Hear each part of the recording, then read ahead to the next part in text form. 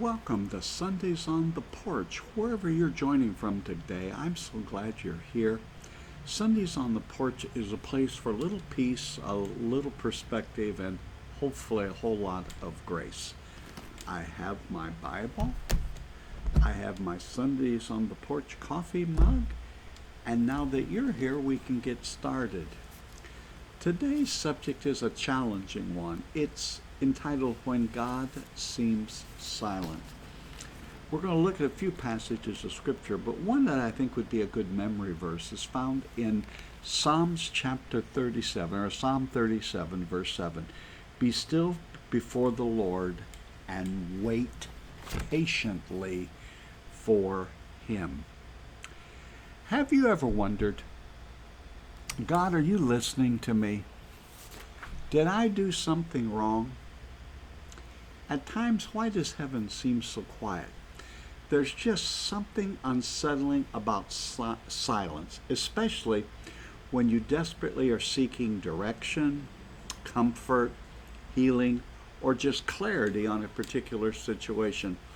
At times we don't mind waiting. Have you ever been to the airport to pick up a loved one or a friend who's visiting you, and the excitement that builds as you're waiting for them to deplane and join you, or perhaps waiting to surprise someone with something? So there are times that we don't mind it, but there are other times that it is exceedingly challenging.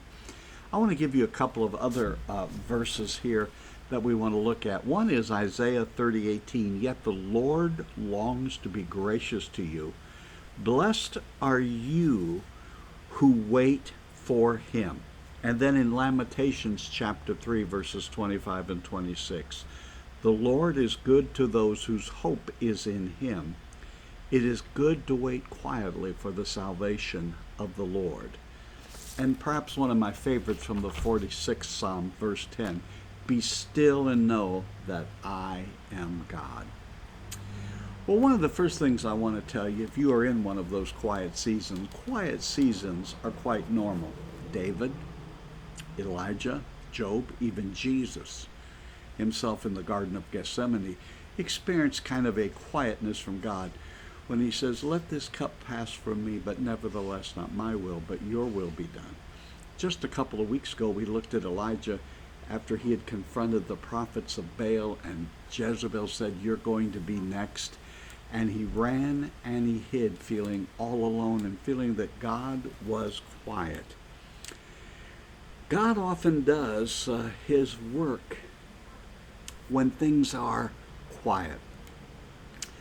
Farmers know that when you plant the seed, you can't really see on the surface what's happening, but there's plenty happening underneath where the seeds become roots, and long before the fruit is where we can see it, there's a lot of work happening underneath. And I would say that's true in our quiet seasons. God is doing more than what we maybe are even aware that He's doing. I've also discovered we learn different things in quiet seasons. It's in the loud seasons of celebration that we all enjoy. We're excited about what life is happening, what is happening to us in our lives, and that what's happening to those around us. But quiet sessions and quiet seasons are when we just have to learn to trust in the Lord. I want to read that again to you from the 37th Psalm, 7th verse. Be still before the Lord and wait patiently for Him. You know, I love threes, and there are three things in that verse that I see for us. Be still. Stop striving. When God seems quiet, our first instinct is to often want to do more, worry more, try harder, and God calls us to be still. You know, I understand that with my wife's recent illness. I wanted the doctors to move faster. I wanted the test results to come in more quickly. I wanted the pharmacist to fill the prescriptions immediately.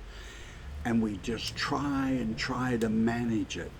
And sometimes the loudest act of faith is just being quiet and trusting God to work His will. The second thing that's in the 7th verse of the 37th Psalm is wait patiently. That literally means trust God's timings. Just because there's a delay doesn't mean that God is denying what you're asking. It seems that waiting is one of God's favorite classrooms because in that classroom we learn dependence in the waiting. We learn dependence, we learn perseverance, we learn trust. While you and I are waiting for God to answer, God is doing a work in our lives. The third thing that I think there that tells us in that verse is just don't compare. Keep your eyes on God. You know, when we look around, it seems like everybody else is doing well, everyone else is healthy, wealthy, and wise, and we're the only ones who are really struggling. And comparison can steal our peace. God's writing our story. We don't have to worry about him writing their story. He will do that. But God's writing our story. You know, there are these times when heaven just seems silent. We can't assume that God has left us sitting on the porch by ourselves. He's still here, sitting right next to us. And he's teaching me, and I hope that he's teaching you as well, to just trust him even in the quiet. Be still. Wait patiently. Keep your eyes on God, even during the quiet season. Now, one of the things that I've been doing is telling you about the books that I'm reading, and I have 3 of them today, and they're all unique and different, and I'm going to tell you how I believe they tie in. One of the first ones that I would like to recommend to you is The Ruthless Elimination of Hurry by John Mark Comer. It's a powerful book about how modern life is slowly exhausting our souls through busyness, distraction, and unending activity. The author argues that hurry is one of the greatest threats to our health, spiritual, emotional, and relationship. The book begins with Comer's own story of burnout. He was a very successful pastor, but a mentor pointed out something to him, thus the title of the book. You must ruthlessly eliminate hurry from your life. And from there, Comer explores how culture of smartphones, endless notifications, noise all around us can keep us from experiencing what Jesus has to offer. One of the things that he does in this book that I really enjoy, his solution comes down to 4. They're not particularly 4 things that you and I would like to hear. The first one is silence and solitude. I noticed over the years that people would pick me up in their car to take me somewhere. As soon as the key went in the ignition, the radio becomes loud with whatever they were listening to. It's almost as if in our culture today we are afraid of silence and solitude and quiet. And as we learned from Elijah, God doesn't just speak through the winds and the fires and the earthquakes. He speaks in the loud things of life. Often he's a gentle and quiet whisper. So silence and solitude is the first one Comer talks about that we need to have in our lives. The second is the Sabbath. The Lord created the Sabbath, a day for rest, a day for worship, a day for restoration. And then he talks about simplicity. I can remember when I had a young man help me as I was retiring, knowing I would have no more ways to store things, and I had kept paper files for all of my ministry years. And I took box after box that I didn't need anymore and threw them away.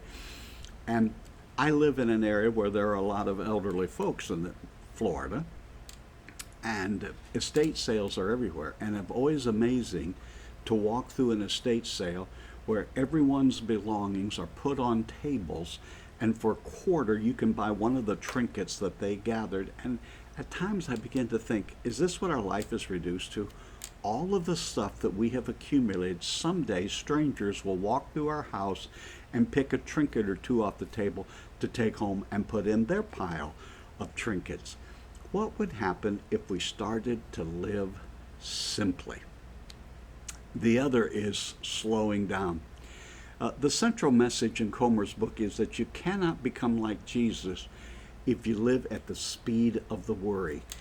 Hurry is the enemy of spiritual life in our day. He goes on to say that hurry and love are incompatible. Love, joy, and peace are at the heart of what Jesus is trying to say to us. I know when I walked the 500 miles on the Camino de Santiago last year, a couple of things that I'd heard others talk about, I realized that walking is really moving at the speed of life. And another talked about we go on pilgrimage so that our body can catch up, or our soul can catch up with our body. The solution isn't an overbusy life. It's not being more efficient in the use of our time. And I have spent my life trying to be efficient with my time. I've even given podcasts on how to do that. But Comer's theory, and I believe he's correct, is to walk with Jesus is to walk in a slow, unhurried pace. Another great quote from his book, The Ruthless Elimination of Hurry, is, if the devil can't make you sin, he'll make you busy. That's a great book. I highly recommend it. And if you've been following along, you know that I don't own physical books anymore. I read on an e-reader, a Kindle specifically.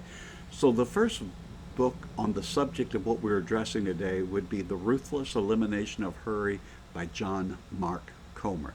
The second one is an old-time classic by Hannah Hurnard, Hind's Feet on High Places. It's a devotional literature. If you do read on an e-reader, oftentimes it is free or very, very inexpensive. This is a beloved Christian classic, an allegory about a young woman named Much Afraid, who longs to leave the valley of humiliation and reach the high places where the shepherd promised freedom, joy, and transformation. Though she is crippled by fear and insecurity and self-doubt, she chooses to trust the shepherd and begin this difficult journey. It is much like John Bunyan's Pilgrim's Progress. Hannah Hurnard lived in the 20th century. She was an English Christian author. She was from England. She was a missionary raised by Quaker parents, a missionary in Palestine and Israel. And this is a deeply personal book because she stuttered and had other health issues. And it really is sort of her life story. If you haven't read it, Hind Feet on High Places by Hannah Hurnard is a great book and will help you with this kind of an issue. Now the next one, stick with me because it's an ominous sounding title, and it's an old book by a church father. It's called The Dark Night of the Soul by St. John of the Cross. He lived in the 1500s and he was a Spanish Carmelite monk who was into reforming his order and ran amok of the authorities and even ended up in prison. But lest you think, as we use that title now, Dark Night of the Soul, is usually for depression or discouragement or despair even, his was used as a profound spiritual journey in which at times God seems absent.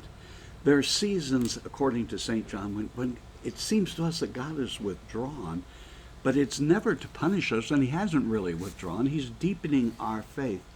You see, the dark night of the soul, according to St. John of the Cross, is God's way of purifying our motives, teaching us to trust him rather than our feelings. That's why we have these times when God seems silent. We depend so much on our feelings. He says we need to detach from worldly and have spiritual dependence upon God. And that oftentimes when God seems quiet, really it's a way of drawing us into a deeper relationship. The central message of The Dark Night of the Soul is this: God's silence is never equal to his absence. Sometimes when God is farthest away, or feels that he's farthest away, he's actually doing some of his deepest works. Here's some quotes that I have from his book. In the evening of life, we will be judged on love. Now, probably the most famous quote from Dark Night of the Soul is, to come to possess all, desire the possessions of nothing. Having a sense of, I'm not so attached to things that they have replaced God. And then his one that I like is he says, if you come to a place where there's no love, You put in love, and you will draw out love. The central theme, really, of the book is darkness, you may go through at a time. Quietness, you may go through at a time. But remember, it's only a pathway. It's never, ever a destination. Again, the three books: The Ruthless Elimination of Hurry, John Mark Comer; Hind's Feet on High Places, Hannah Hennard. It's an easy read. You really ought to read it. It's a devotional classic. And St. John of the Cross, The Dark Night of the Soul. So what are the lessons from all of this as we're taught? What do we do when we're in a quiet season where we're not really feeling that God is moving? Faith is strongest when our feelings are weak. Anyone can trust God when there's parades and everything's going well. It takes faith to trust Him when things aren't going so well. And The Dark Night of the Soul and these other books tell us that God is always doing something. If you're in a time in your life where God seems silent, let's turn this silent space into sacred space and really listen to God. Our problem is silence often feels like we're being rejected. Growth happens underground. The seed begins to move underground. If you're standing above the ground, you don't think anything in the world is happening. God is doing more than you and I are aware of. He's doing more than you and I are aware of, even in our own lives. When God seems quiet, do not ever assume that He's gone. The farmer is silent while the seed is working. And again, the verse, Psalm 37:7, be still before the Lord and wait patiently for Him. It also goes along with Isaiah 50. Who among you fears the Lord and obeys the word of His servant? Let the one who walks in the dark, who has no light, trust in the name of the Lord and rely on their God. That's Isaiah 50:10. Let me read it again to you. Who among you fears the Lord and obeys the word of His servant? Let the one who walks in the dark, who has no light, trust in the name of the Lord and rely on their God. That verse could almost be just an entire synopsis of what we do when God seems quiet. You see, when God seems quiet and we don't know what to do or what He is doing, the goal isn't to do more for God. It's to be with God and to become like Him. Remember, darkness may be a pathway, but it's never the destination. We can always trust in the Lord. Now, the thing that I want you to remember is, if you're in one of those quiet places, don't run from Him. Don't give up. Hold tight. Well, until next time, next Sundays on the porch, my wish for you is that your coffee will always be warm, that your heart will always be grateful, and your mind and soul will be at peace. And wherever this week takes you, and wherever you go, I trust that you'll discover the truth that God is already there. Have a great and blessed week, and trust God in the midst of whatever is happening.